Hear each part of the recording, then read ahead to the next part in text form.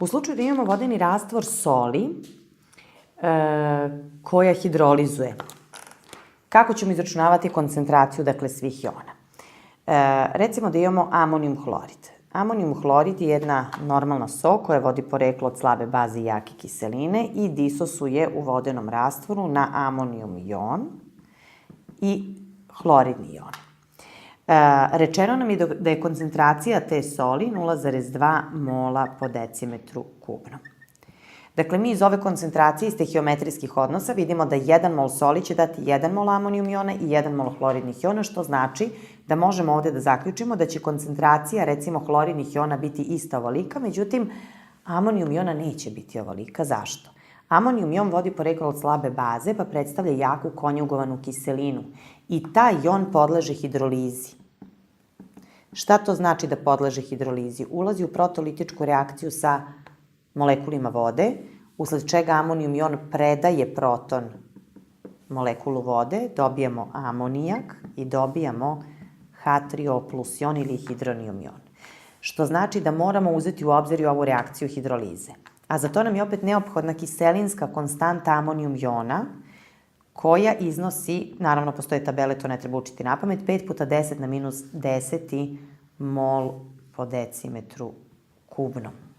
Zašto nam je sada ovo bitno? Mi iz ove koncentracije, početne koncentracije soli, možemo da izračunamo koncentraciju hloridnih jona. I kažemo da je koncentracija hloridnih jona zapravo 0,2 mol po decimetru kubnom. Međutim, što se tiče ove kiselinske konstante, mi znamo da je izraz za kiselinsku konstantu, da će izraz za kiselinsku konstantu ovde biti koncentracija amonijum jona puta koncentracija H3O plus jona kroz koncentracija amonijum jona. Koncentraciju amonijum jona možemo izračunati iz koncentracije soli, dakle jednaka je koncentraciji hloridnog jona, ali tu koncentraciju moramo, dakle, uračunati sada u hidrolizu.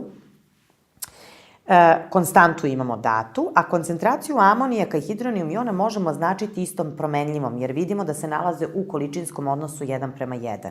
I opet ovu formulu možemo preinačiti u x na kvadrat kroz ravnotežnu koncentraciju amonijum jona koju možemo poistovetiti sa početnom koncentracijom soli, jer so potpuno disosuje na ove jone, pa kažemo da je to kroz c. I onda kažemo da će x zapravo biti jednako koren iz Ka puta c, a to će biti jednako, Ka je 5 puta 10 na minus 10, c je 0,2, nećemo pisati jedinice, posle ćemo samo izvući, 5 puta 0,2 je 1, koren iz 1 je 1, puta 10 na minus 5, mol kroz decimetar kubni.